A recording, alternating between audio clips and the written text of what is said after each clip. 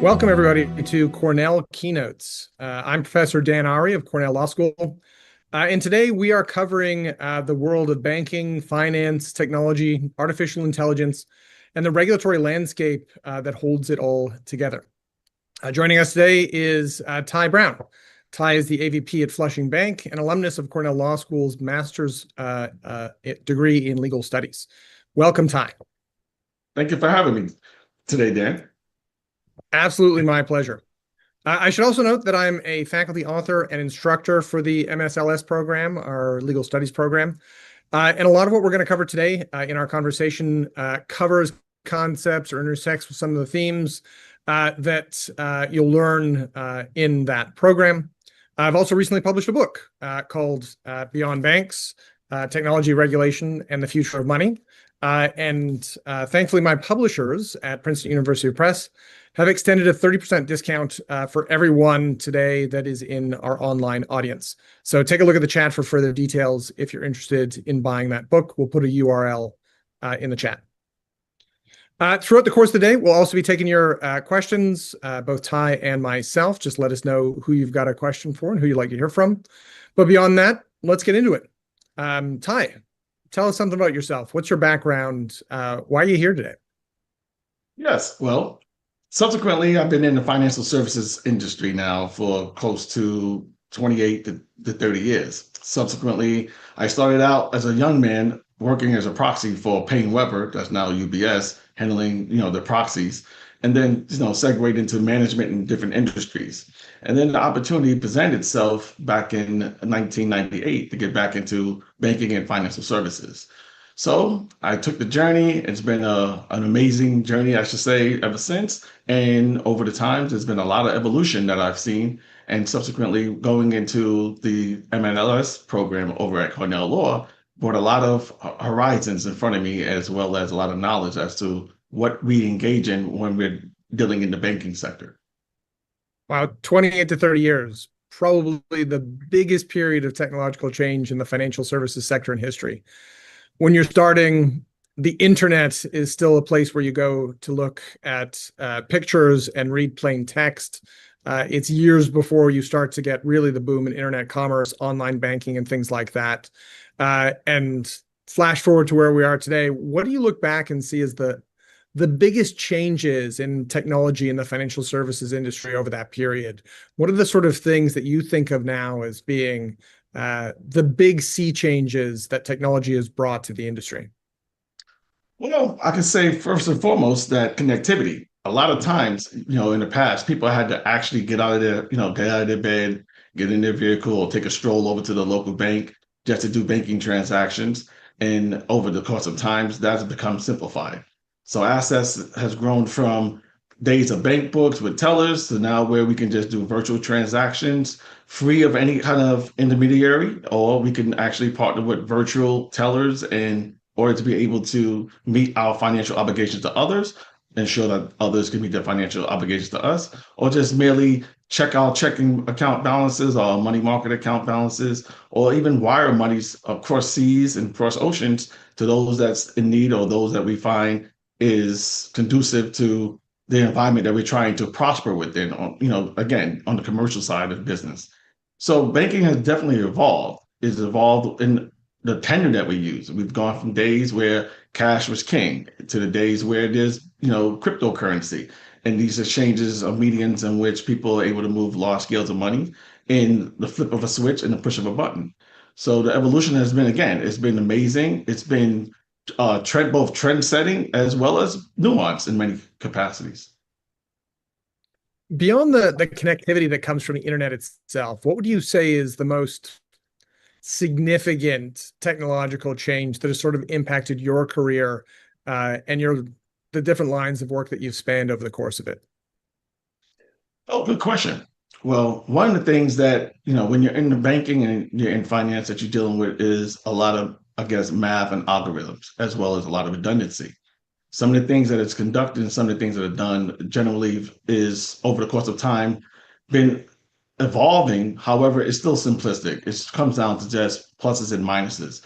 So technology has advanced to where we've gone from the days of having to use pen and paper or pencil and pad to where we use calculators. And from calculators, we've used spreadsheets like Excel to now where we're using AI algorithms and machine learning tools in order to be able to take a lot of that redundancy out of the equation, make it a little bit more simplistic for the user on the front end in order to be able to focus more on customers. Customers is the key to any kind of financial institution and banking as well. So the more time you can spend with the relationship building with customers and the less time you can spend with the nuance of redundant tasks, then you can actually accelerate your organization in order to be able to meet their expectations.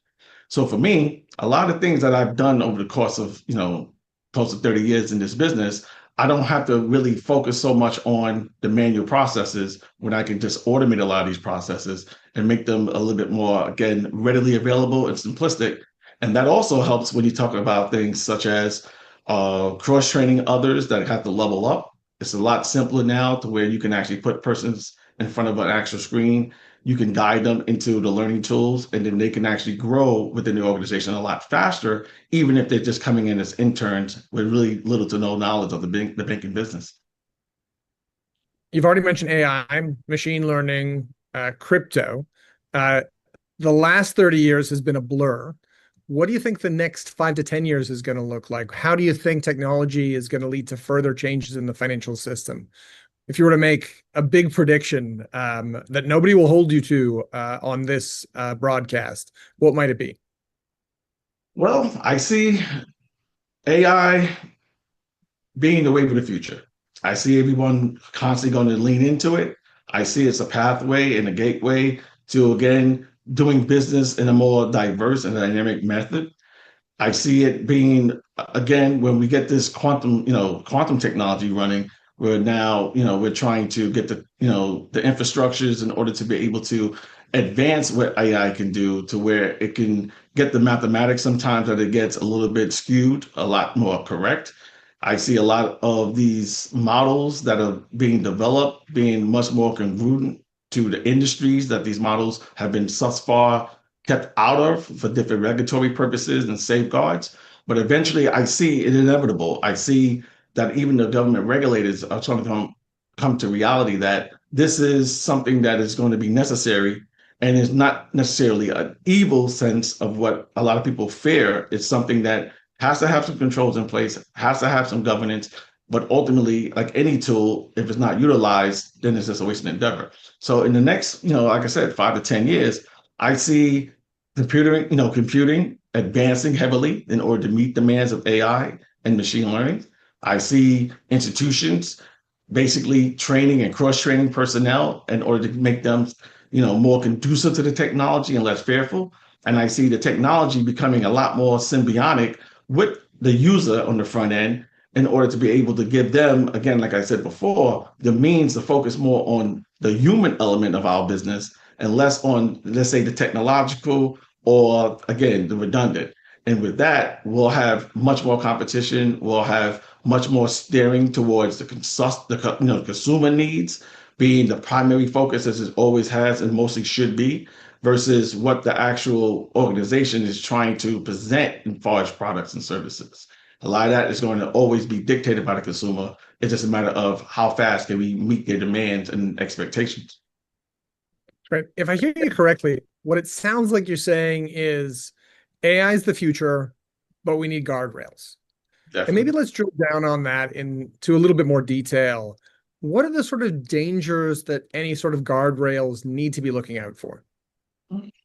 Well, I can say first and foremost, data privacy, data integrity, as well as data security. Subsequently, if we have these tools and these tools are tied to systems and these systems are infiltrated, it put a lot at risk. It put both the consumer at risk, the organization at risk, society at large at risk. So that's another industry that's going to have to, again, furtherly advance in order to make sure that this tool of the future, as well as right now in the present, is safe, because safety comes first. And then with that, then we got to look at the progressive nature of it. These are algorithms, generally speaking. So the programmer that's creating these algorithms, there's always these little biases and these little tendencies that they derive that ultimately may or may not create somewhat of a level playing field. So that's where I see there's going to be a lot more guardrails and oversight to ensure that the algorithm as diverse as it may be, again, it's creating a fair playing field. Now, yes, in competition, we're always trying to get a competitive advantage. So we're always trying to find what is the best source for the consumer, what is the best recipe. And that's fine in a free market system. But we also got to make sure that in doing so, that we're not quasi leaving anyone behind, or we're not infringing upon any group or any or marginalizing anyone that doesn't have means to the technology or access to the technology. So on a broad level, I see we got to make sure that what we're creating and what we're going to put out is industry control to ensure that what the industry expectations are is being met, and with the safeguards and and guardrails in place to make sure that no one is infiltrating it, no one is negatively influencing, and no one is stealing intellectual property from anyone. Then I feel as though we have a great tool for the next 20 to 30 years until an even better tool might come along. A long way to go to build all those guardrails, and especially in a world where the explainability of AI is something that's very much in question. Lots of important questions, challenges really, about how you design those guardrails in a world where it's difficult to parse whether your AI is discriminating on some level. The I big totally question agree. for me, I the totally agree. big thing, If I may, yeah, that's a absolutely. really good point because that goes to what some of the industries are really facing with AI, even in academia, where there's a tendency to fear that it's going to take control or it's going to replace. And in the real world, I see that, in my opinion, we will never replace people.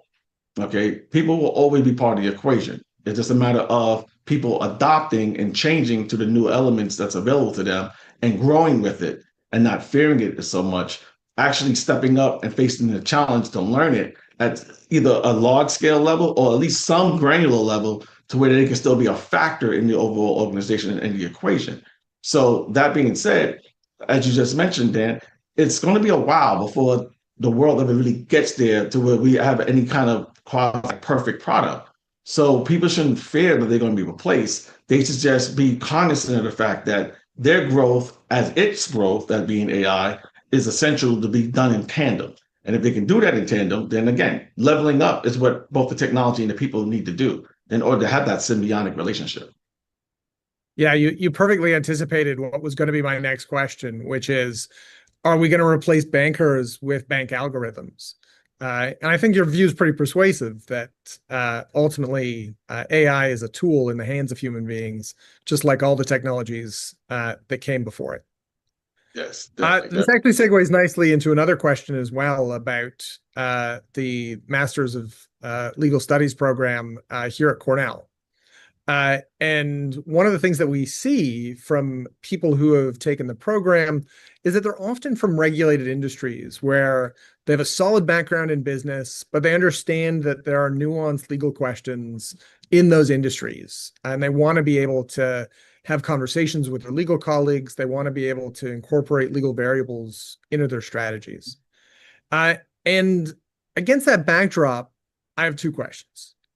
And the first one is, what sort of tools did you get from the Masters in Legal Studies that can help in your job? It's an incredibly regulated industry. It's one where being a banker comes with as much law as you can possibly imagine. It's like being a doctor or an airline pilot. It's just this is difficult to imagine a world where that job wasn't bounded by regulation in lots of ways. And so I was wondering, how the shift to law in your own career enabled you to sort of unlock opportunities. Well, good question. I'm glad you brought that up because I love the program. The program was definitely an eye opener. The opportunity presented itself to me. I looked into it. I had my reasons to be apprehensive. You always go through this thing, it's imposter syndrome and things of this nature. Like, is this really for you? Can you really handle this? But the program was definitely a program that I embraced. It opened up a lot of not just doors, but it opened my eyes to a lot of things that I've been doing for years. I mean, we go into business, we do business, we conduct business. But one of the things in doing business that we sometimes, for lack of a better term, sometimes deviate away from is the legalities that we got to contend with when doing business, whether that's through regulatory agencies whether that's through just basically best practices, all the way down to best practices. So when you go into such a program like a legal studies program, you're not so much steered or geared to be a lawyer, to go out there and do lawyering, but you're trying to get a good cognizance as to what your industry legal requirements are. What's the impact in not meeting those requirements so you can be better and readily available to meet those requirements? And then it gives you this thing that most people I don't think even realize going in, but definitely probably comes out with. The critical thinking that you develop when going into such a program is quintessentially essential. I feel all people in business has to have that business and legal acumen in order to be successful in business. Sure, a lot of business students, if not most, always got to take, legal for business, business law 101. But no one really takes that real deep dive unless they got aspirations to be a lawyer. But this is the pathway where no, you don't have to go out there and spend all the time to get your Juris Doctorate if you don't want to be a lawyer. But if you want to be essential to your organization, then understanding the risks that's involved from a legal standpoint, being able to come to a meeting and have legal remedies without having to go out to attorneys at billable hours, as they say, is again a good proposition you can offer your organization. It has value. So what it did do for me, and some might even feel as though it could be a pet peeve of this, is every decision I make, everything I'm thinking about, and everything I even catch airwaves of, I'm always thinking about how can that impact us legally? How can that be a regulatory concern that there's not even a regulation for yet, but could exist at some time? What are we doing to ensure that our best practices is not just best for making profits and just even protecting the consumer? How does that transcend into sustainability, like protecting the planet? How does that play out in future regulations that might be considered? Because as we know, as myself being a capitalist, if you want self-regulation and if you feel that the industry is best to regulate itself, which I do believe in, then you got to contend with what some of the legislators are concerned with, which is again protecting the people. So if you put that in heavily into the equation and you wrap that around some legal understanding, then you can see that, you know what, there is ways we can be profitable, but we can try to head off that curveball and get in front of it, because we know that this that we're trying to engage in to be competitive, this that we're trying to implement to be more diverse and offer a more diverse product or service, what legal remedies or legal challenges could arise? And if they do, how do we meet those challenges before they arise? So we could be a pathfinder as far as how to put something into play and then ultimately how to best decide how to govern it and be self-governing. One of your comments really dovetails with what was going to be my second part of this question. And it was your comment about critical thinking skills. Just like banking, law is going through its own challenges and adapting to a world with AI. And just like banking, I think law is coming to the conclusion that the most difficult thing to replace is the thing that we teach, which is the critical thinking skills. Laws change. Computers can find answers to basic legal questions, but they can't do everything that you were just talking about in terms of trying to build through your understanding, even without a JD degree, understanding of the law that applies to your business, and to then think in a proactive way about how it impacts your business, what opportunities it creates, what challenges it creates, when I actually need to go speak to a lawyer versus when I can just incorporate it into the business analysis on a particular issue. We've got a couple of questions in the chat. I've got a few more questions for Ty about his career, but let's take a couple now. And Ty, I may lean on you a little bit for this, just simply because I am completely engrossed in my own MSLS course, but you obviously have taken a wide variety of them.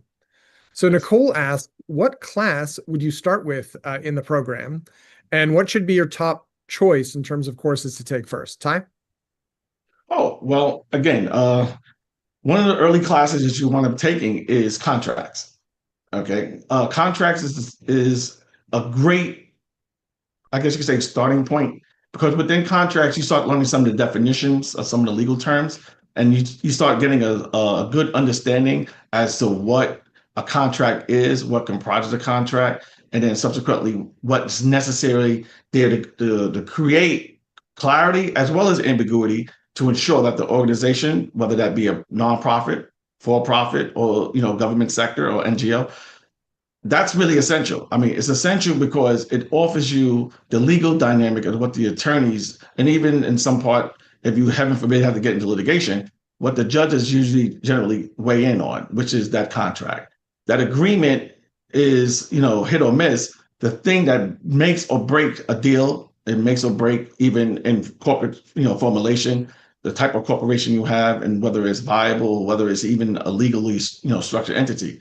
Just as a tidbit, to have a contract, you have to have what? It has to have a legal purpose. It has to be between offer, and it has to be between an agreement between two parties or more. And then ultimately you have to be, again, within the faculties to be able to get into the contract. So if a person doesn't have the mental capacity to understand what they're getting into, that can weigh in or weigh out on whether the contract is even binding or if it's actually something that can be extinguished in litigation. So what it entails is we all do business and we all have businesses. We see contracts, we see agreements. We may not even know the label of them. They could be a mortgage, they could be a note, they could be forbearance, they could be a partnership agreement, they could be a corporate formulation agreement, articles of incorporation or organization. These are all contracts that basically protect parties in their relationships and gives outlays as to what's expected as far as performance and what the representations and warranties of that performance may exist within the contract or within the relationship. So I think learning that on the forefront is an eye opener to even help people understand the type of arrangement they're in when they're operating within organizations, as well as just in society itself. We got this thing that we always call, our social contract. What is the social contract? Social contract can be anything from I have a property, I have a yard, my neighbor has a yard, my neighbor agrees that to let their dog come into my yard and decimate my yard, and I agree not to let mine go into their yard and decimate their yard.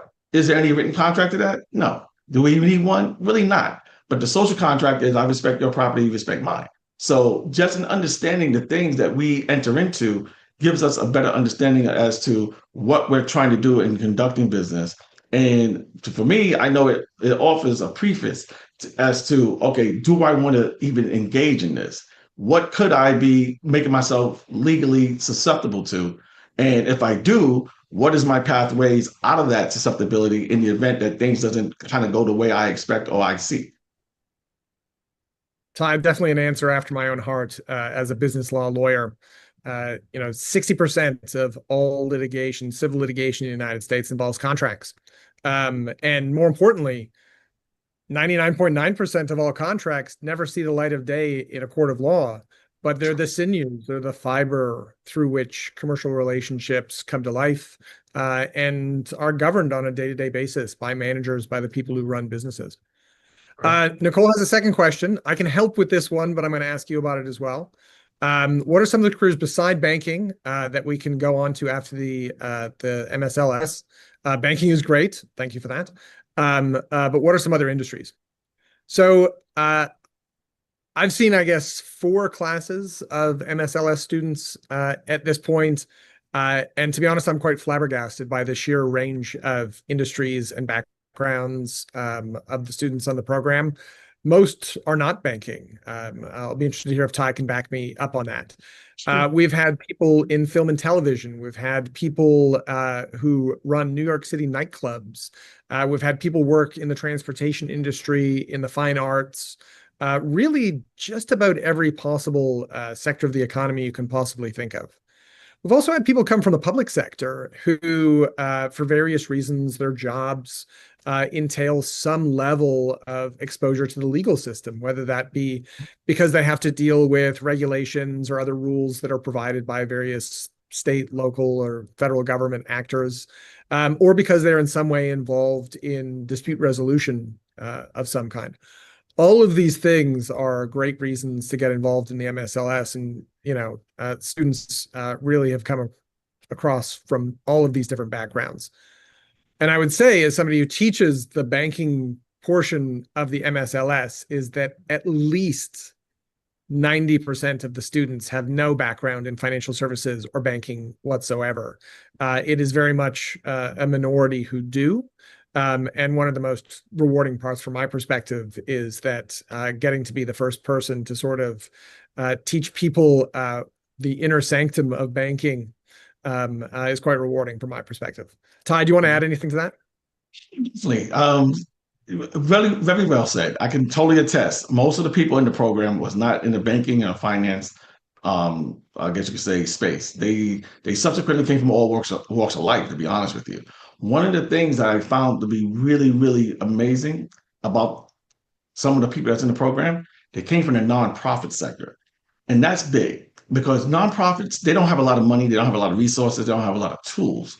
So when someone is with a nonprofit and they're trying to do a public service and present public good, and they can go into an institution and come out with a legal acumen and some great understanding as to how to help that organization not have to shell out so much in their finance and their capital in order to get legal understanding in what they're doing, but can actually bring that to the table. That not just speaks volumes for their tenacity and grit. It also, again, offer great financial value. Nonprofits, they generally try to do something and they generally dwindle. And one of the reasons why they dwindle is because of cost. And when you can actually add to their value in minimizing costs by simply taking a 20-month program or 24-month program, I'm sure the nonprofits from the top down all appreciate that value that you bring. So you're absolutely right. I mean, we've had people that was in academia administration. We had people like you mentioned that was in entertainment in the entertainment space, and we also had people that was in the government space that ultimately wanted to, I guess you could say, level up in their position and open up doors that they felt was kind of limited because they either had a military background and they knew how to exercise, leadership in that space, but then they're going into aspects of the government where they have to deal with a lot of Congress matters. They have to deal with a lot of governors and local legislators that they don't know, or they a little bit intimidated by walking in that door and saying the wrong thing or even asking for the wrong thing. So by coming into the program and learning a lot about what the structure of government is and what the layers that makes up the legislations and lobbyists and things of this nature, it gave them a lot more confidence and it gave them a great pathway to be able to succeed in their endeavor. And I stay in contact with most of these people, and they're doing amazing things with it, truly amazing things. Yeah, this makes me think one of the groups of people who do the MSLS that I've always appreciated, I always think of as the Swiss Army knife folks, right? Where Yes. within their organizations, they understand that these organizations are lean and the people that work there have to wear a lot of hats. And they do the MSLS because they want to have in that, the things they can pull out of their Swiss Army knife. They want contract law. Or they want finance law, they want employment law, they want regulatory sort of knowledge, not because they're going to do that one thing, but because they're organizations, and a lot of them being nonprofit or smaller organizations, because they need to be doing those multiple things. There's just not the organizational capacity to be doing it. It's not all of our students, but it's a nice subset, and they're incredibly high energy and often really eager to learn. All right, Ty, I'm back to a question for you now. Sure. How do you feel the trajectory of your career changed from before doing the MSLS to now after doing it? Oh, well, one of the things I can say is you get a lot more people coming to you. When people have questions and they feel comfortable that they know where there's some answers or where they can actually get some guidance as to how to derive the answer, and they feel comfortable with the fact that you have knowledge that maybe some general individuals in the organization doesn't have, like you mentioned with the Swiss Army knife. When they see that, listen, you know this area, you know that area, but you also know this overall overarching legal aspect of what we do here. So everybody has the answer to compliance and audit. So when you get these, audit challenges, or you get these regulatory challenges, or you get these compliance demands, I'll say for lack of a better term, having somebody that can hopefully be able to help give you some guidance, help you pinpoint, well, what does this mean? How should I be interpreting this? So I understand I'm giving exactly what they need. So that way they're getting their needs met as far as, again, internal regulators or our external auditors. And then at the same time, they're growing in their capacity because they're gaining knowledge and wisdom free of charge that ultimately helps them do their job the next go around when they got to face the same type of order, the same type of compliance measures. And like I said, as the world evolves and as government continues to change and evolve and progress, and these things that surface that comes out with so much ambiguity, that creates uncertainty, that leads to anxiety. The more people that can basically either reach out to faculty such as Dan or go through their network, have resources through schools that you can tap in and you can get some precedents and you can get some case law or some recent ruling as to how this weighed out, even on the local level, if not on the national. That's again, it helps areas and various manifolds try to navigate doing business. And when you again factor cost, because again, cost consciousness is what leads to successful business and business people, you could actually say that you're adding value to your organization. And again, it makes you feel proud. I'll be quite honest to say, because it lets you know that, you know what, they value you and you have something to bring to the office every day. So it makes it worthwhile going into the office. I think I heard you say that you're giving away this wisdom for free, and I feel that I have to ask, are you sure you're a banker? Well, like I That said, we're all one family. So at the end of the day, it's like you wouldn't charge your brother, your sister. Well, then again, you might. But at the end of the day, I'm not charging them for it because trust me, them being able to navigate their areas a lot smoother helps me help manage my areas a lot smoother. So there is that give and take relationship tied to that. Yeah, absolutely right. Now I want to get down to brass tacks. Did the MSLS meet your expectations? And more importantly, was there anything that you got out of it that you didn't expect you were going to get when you went into it? Oh yeah. Well, it did. It did meet my expectations. I mean, subsequently, I registered for law school a while back and had to step out because it was, as you know, Dan, it could be treacherous, tumultuous. But at the end of the day, like I said, when the opportunity rose, I said, you know what, let me do this. I got some time. I can make some extra time. And at the end of the day, I know when I weigh out my cost benefit analysis, there's more benefit than the cost. So I went full steam ahead into it. And yeah, I met some pitfalls. I had some situations health wise and everything else. And again, with the great leadership within the school and everything else with my professors, they helped steer me to the path of success and graduating on time and with honors. And at the end of the day, like I said, this is a tool in my toolkit that will travel with me through all eternity. So it's definitely met my expectations because they gave me so much knowledge. And more importantly, they gave me so much access. Again, information, we're living in an information age that's going on steroids right now with AI and everything else. So when you have access to those that's in the space of higher learning, you're constantly able to gain greater resources, greater knowledge, greater access. And to answer that question, as far as what I kind of like gained heavily that I didn't really expect I was going to gain as much, the network. The network that you establish going into an organization such as the Cornell law school's MLS program is worth the money, it's worth the time, it's worth the energy and the effort. And to me, it's even worth more than even the knowledge. The knowledge is great. But when you're partnering with people, both your professors that's learning from you as you learn from them, as well as your classmates that's learning from you as you learn from them, you guys build up a network that you could actually say, no matter what you face, whether it's in life or whether it's in industry, you should be able to tap into that network with the confidence to know that you have the answers you need. You just need to find the source of that answer, and it's definitely in your network. So again, I looked at this from a perspective of bridge work. I'm building bridges that I might not need to cross today, but I might need to cross someday. That's something I walked away with. I walked away with people reaching out to me for different avenues, whether it was references, job outlets, whether it was just they're in another program and they need some wisdom on the side of finance or banking, Or when I need something, I'll reach out to the network and say, listen, I have this going on, or I know somebody that has that going on. And that's, again, that's worth its weight in gold, if you ask me. That's fantastic. And before I ask Ty my last question, I just want to remind everybody that the chat is open. So please feel free to drop questions for either Ty or myself into the chat. My last question for you is really, so what's happening for you now at Flushing Bank? Sort of how are you using the skills from the MSLS in your job?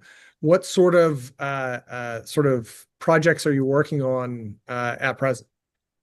Well, like I said, right now, like every bank, we have, we always deal with auditors, we always deal with regulators. And when we're not, we're preparing ourselves to deal with auditors and regulators and meet the demands that, again, is expected of us. And in fairness, it's good demands. I mean, at the end of the day, we do the right thing, and we love the fact that others can ensure that we're doing the right thing and give us guidance in order to do that. And that's both with mostly our consumers, our customers are paramount to us. They're I guess you could say, the lifeblood to our existence for going on close to 100 years.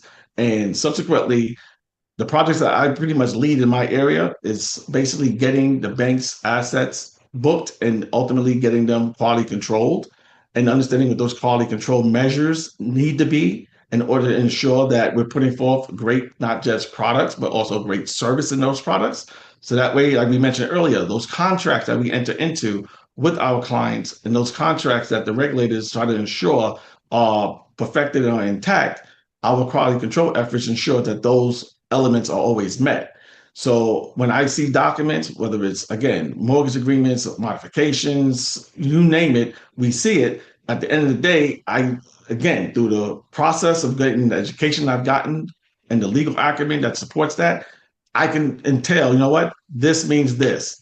And when I have to meet with someone, whether it be an auditor, external or internal, or whether I have to even at some point meet with a regulator, I can with confidence go out and say, listen, this is why we did this. And pretty much we bat 1,000. Everything comes out squeaky clean on the tail end. Now, when it comes down to my teams, one of the things I kind of do with my education and my knowledge is I challenge them. I challenge them the same way my professors challenged me. I challenge them to think more analytical, think more qualitative, think more quantitative, think more critical about what we do, take nothing for granted, leave nothing to chance. Because we see the same documents or the same structured, material doesn't mean it's concisely the same thing. So when we're looking at everything, we're looking at it with a critical eye.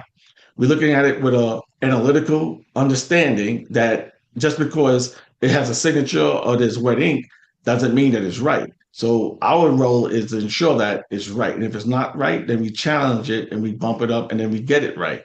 And like I said, it helps others in their career. It helps others gain the confidence and knowing what they do and why they do it, not just do it, but why. And ultimately, it gives them avenues for their career trajectory to where they can be more leaders and decision makers versus just, again, people that's doing the job, great as it is, but again, stagnant because they don't see either the forest for the trees or the horizon at the end of the tunnel, coming out of the end of the tunnel. So again, I value what I do for my organization. Flushing is a great place to work. They put the onus on us to ensure that they can reach 100 years and beyond for another 100, if not greater. And then at the end of the day, institutions and professors such as yourself makes my world a lot easier because, again, everything is always growing and there's growing and there's knowing. And I like to know so I can continue to grow. Nice. Well said. We have a question. I'm going to say it's for both of us. And I'm going to say we pick two things in answer to this question. And the question is, what changes have you seen in the banking industry in, say, the past 2 years? So, Ty, what do you think the two biggest changes are in the banking industry for the last 2 years? Well, first, our customer. Our customer has changed. Primarily, our customers has always been, again, the older generation. They used to have bank books. They used to have coupons. Now we evolved in statements. They're familiar with statements. Now they're going to things like online banking and virtual banking. And the younger generation is now, again, transacting. both on the commercial side and on the consumer side. So one of the major shifts has now been who our customer is. And like they say, know your customer. And again, it could be a challenge when there's a gap between the generations. So one of the things that, again, education, knowledge, and empirical wisdom brings is how to close that gap, how to understand today's generation and what their needs are and how to meet those needs is sometimes different from the older generations that are accustomed to getting their needs made in other factors. But we can't forget about the older generation because they still a customer, they still a client. So we now have to learn how to navigate and be more diverse in our approach to both the older generation that is still banking with us, as well as the younger generation that is now leaning in on us in order to be able to meet their needs and expectancies, which is a lot more virtual and a lot less face forward and a lot more fingertip dynamic. And again, we're doing that. We're rolling out things as an industry, and we're going to continue to do so. And again, the sky's not even the limit. And then the second thing that I've noticed that has changed is the way that we do business.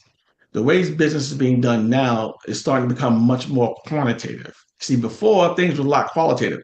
It was just solely know your customer. You build it and they will come. Now it's more trying to understand what do our customers need that they don't even know they need. So using data and using online tools, trying to see where the best customers are at, where the more needy customers are at, where the marginalized or underrepresented customers are at, gives a competitive advantage to those that will lean in on that in order to tap into them because they have needs that they don't even know exist in this industry. And trying to tie them to those needs and helping them get those needs met can help them in their social financial capacity, and as well as help the organization by gaining customers that will either otherwise never exist or that the competitors that do take that lean in might acquire. So again, the how we do business has gotten much more data driven than less. And that's something that I find to be quite essentially good because then it takes a little bit of the guesswork out as to who to talk to, where to talk to them, and when, and to try to put it in your face as this person is ready now. Don't miss the opportunity. Get them. Great. My two are one, the shift in industry attitude toward digital assets. So what we commonly call crypto, especially after the failure of FTX in November 2022. I think there was a sense that crypto would remain a relatively niche phenomenon that was separate from the banking system. And that has really changed. One of the reasons it's really changed is then my second answer, which is that there's been a wholesale shift in regulatory approach between the Biden administration and the new Trump administration. And you can see that across the board in financial services regulation, but in banking in particular, we've seen the abandonment of a proposal for higher capital for banks. We've seen a rejection of the idea that the Federal Reserve and bank regulators should be interested in things like climate risk or community reinvestments and things like that. And we have seen legislative priority number one out of the Trump administration being digital assets and crypto, which have then sort of revived its prospects, not only in Washington, but I think with consumers across the country. We have another question from Kathleen. Can you comment on balancing government regulation of AI in banking and law and allowing growth of AI with guardrails? So balancing government intervention versus allowing growth. I'll start on this one very quickly, just because I am a member of the Commodity Future Trading Commission Technology Advisory Committee, and we published a report on this exact question about a year ago. The context within which that was being adopted was that the Biden administration had just created the new AI safety regulator under the auspices of NIST at the Department of Commerce. And our job was to try to figure out exactly how AI was being used in the financial services sector. At the time, the idea was not so much to regulate, but to understand how things were being used. As Ty was talking about earlier, there are all sorts of theoretical opportunities and challenges associated with AI, but until you know what's happening on the ground, it's difficult to tell how many of those theoretical opportunities and challenges actually play out in practice. If you haven't been paying attention, things have changed remarkably under the Trump administration. At the state level, the Trump administration has effectively banned AI regulation for the next 10 years. And they've adopted a much more laissez-faire approach to federal regulation as well, where the Safety Institute has been mothballed. And we're sort of left to wonder what any future guardrails might actually look like. So all of that's just by way of backdrop that we've seen a lot of oscillation in AI in the United States over the last few years, not just in banking regulation, but yes, in banking regulation. Ty, do you want to add anything to that? What you said is spot on. I mean, subsequently, again, that's one of the nuances that you deal with when you're dealing with government. Government will come in and they will, pivot a little or pivot a lot as to how they see what's the best course of action within an industry. And banking is not excluded from that. So what you said is definitely something that is going to be a challenge in many facets. But I will always lean in on you have good actors and bad actors. And what it comes down to is if the bad actors want to, try to leverage the loopholes or find the little wiggle rooms and the little cracks in the regulations in order to, get by and succeed. Well, all we can do is, again, let government do what government does. Regulate them to the fullest, catch them and deal with them. But regulating the industry sometimes punishes the good. So the good just have a burden to bear in that sense, in my opinion. However, the good actors, they already kind of know what the government is expecting of us. And they kind of know what we should do as far as providing not just profitable balance sheets, but ultimately not hurting people and not so much putting profits over people, our customers, as well as the communities that we serve. So things like the Community Reinvestment Act, good actors will always have it. They will always put forth the effort. They will always recognize some of the fallacies within the systems and try to be a good actor and fill in those gaps and closing those distances between those being, adversely impacted. But what you said is definitely spot on. And it's definitely something that will always come up in meetings and will always be a factor in doing banking and doing finance in general. Yeah, the one thing I'll add sort of as a commentary there, because Kathleen did ask for a comment on this, is that the US does find itself in a kind of strange place when it comes to technology, including financial technology at the moment, in that both major political parties have very divergent views about the benefits of technology. We have one party that has, for various reasons, taken a very skeptical view of technology, full stop, in a way that sort of is designed to prevent it from getting too big, too fast, and causing all sorts of problems. And then we have another party who, by virtue of the absence of policies, absence of guardrails, is really engendering it to build as fast as possible, in effect. And in my admittedly probably milquetoast view, there's lots of room in the middle for people to use their critical thinking skills in the public and private sector, as Ty is pointing out, to actually come up with solutions to the problems as they arise. I've got a note from our production coordinator, Shane. People are asking in the chat how to access those reports you cited. That's a very good question. They may no longer be available on the CFTC website as a result of the change of administration. So I'm not entirely sure where to access them. However, my email address, phone number, carrier pigeon details are all on my webpage at the Cornell Law School, and you're always more than welcome to reach out to me. And I'm sure I can dig up a copy of them if you're interested. But the first place I would look is to the Commodity Futures Trading Commission, CFTC website, where you can find preliminary reports on digital assets and the financial system, and on AI and the financial system, one from late 2023, the other from early 2024. All right. It looks like we've exhausted the questions, Ty. So the first thing I wanted to say was thank you so much for doing this with us today, sharing your views and your experience. There really is no substitute from hearing from people like yourself. And as kind as you've been to all your instructors on the MSLS program, it's the students who make it what it is. And I'm really happy that we're able to sort of share and highlight your experience and what you've been able to do with it.